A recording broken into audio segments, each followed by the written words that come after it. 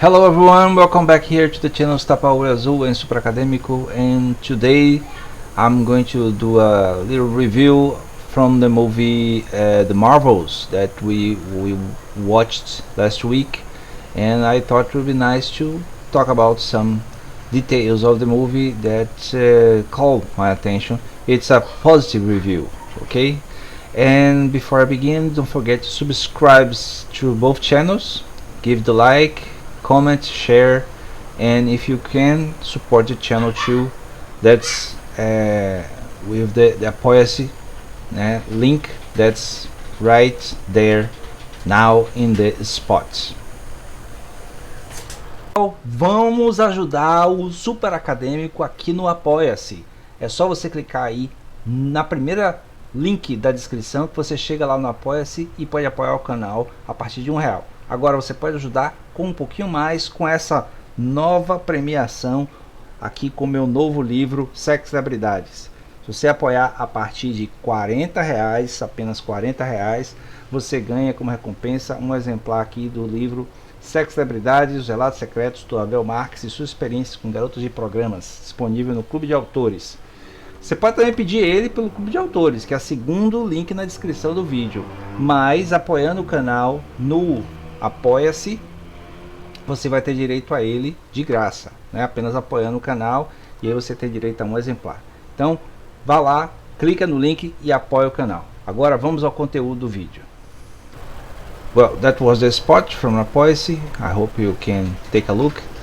But let's go to the review. The movie, The Marvels, is a movie part of the Marvel cinematic universe, and tells the story. I will not give spoilers, but tells the story of three superheroes actually, the Captain Marvel, the Miss Marvel, and Captain Rumble that join forces against a villain that's called Arbane. It's a woman, it's a Cree woman that trying to do some things that are dangerous for the people. So I won't give any spoilers, but it's basically the story is a superhero history, very straightforward. But I think what's more important in the movie is the new thing of a team-up movie with three superheroes, three women that I think that's never has happened before. First we have Captain Marvel that come back from the first movie, in her participation in the last two Avengers movie, and she is kind of a lone superhero that acts in the cosmos, in the galaxy, the space, and she always has this superior attitude that many people, especially men, doesn't like very much, because she's so powerful, so extremely powerful, and she have to develop this relationship with two other women, super powerful women. One is her niece, I think, from the first movie. That's the daughter of her friend, the other Captain Rumble, that come back in this movie as an adult. In the first movie she was a child, a small child with 8-10 years old, and now she's a full powerful military that gained her power during the events of the Scarlet Witch TV series, WandaVision. And so this Captain Rumble, she has some kind of resentment with Captain Marvel, Carol Danvers, because she expected that Danvers came back to Earth, but there was some issues there to resolve. And the other hero, the Miss Marvel, that's Kamala Khan. She's very powerful too, but in a more teenage way. And she's a fan of Captain Marvel. In the comics, in the TV show, in the Disney Plus show, Miss Marvel, and now she has the opportunity to work with her hero figure, that's Captain Marvel. Well, I think the main thing that I want to call the attention is the relationship between the three of them. I think it's very, very important in the movie, in the superhero movies, that they were able to develop some relationship between three different people that are super powerful, but they have problems that they need to support one another. The movie was also directed by a woman. The villain is a woman. I think the figure of the villain is more obligatory, but it was a woman too. So the only main figure in the film is Nick Fury, which has a part almost comic in a way.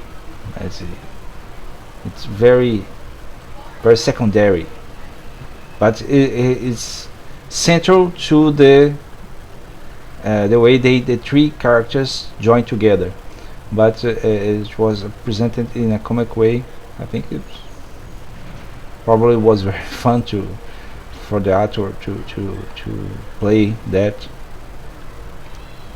And I think many of the critics, the bad critics that are there about this movie, about these characters, these things centered in women, has to do with the loss of central roles for men, for superhero men. And I think some other men in the real world doesn't like the idea of being replaced, of being put in a secondary place, which tells us a lot about how the mentality of these men works these days. They don't want to have women in central roles in society, in central roles in the workplaces, central roles in politics, and so on. So they show this frustration by criticizing this kind of movie that shows this representation of women in power, of powerful women in power. That's very, very embarrassing in a way, as being a man, seeing how other men react to this thing. I personally like very much. I agree with this development of ideas in the fantasy world, in the fiction world, where they put where the women or other kind of groups that were not historically represented in a central place. I think that's very, very important for culture as a whole to have this kind of thing. I don't know if the movie was or is being a successful one. Maybe yes, maybe no, I don't know. I thought the movie was too short, I think, mainly because of the writers strike. Maybe I'm assuming that. Also, the actors strike in the United States helped to the movie to not be very well publicized, because the voices of the actors is what's mainly speaks about the movie, and there was very few. The strike was just over when the movie was released, so I think this may harm the movie in the box office. Maybe, I don't know. But I think is the fact that the movie was short, just 1 hour 38 minutes, is a reflex of the writers' strike. And I think maybe, but even so, I think the story in the movie was successful in many other ways, because it showed this development of characters that, as for me, that was already watching the stories, the other stories that came before. I think it was very well developed and pay tribute to other things in the universe, in the Marvel universe, that is very satisfactory, especially the things with the crossover universes. I think if you watch, you see that too. And I think that's it. I remember. I think it was very well done. Visually, it's great. The room that I watched the exhibition had a defect. The screen was shaking, was disturbing, but it wasn't the movie. The movie was okay. The problem was the theater where I watched. So that's it for this week. I hope you enjoy. For the next 3 weeks, we will have some reruns of videos, because I will be on holidays, traveling on holidays for vacation. So I hope you continue to enjoy the channel, and subscribing and liking, comments and sharing, and support the channel if you can, and take a look at my new book too. Is this one here, this book here. Take a look. I'll put the card right there. Bye bye.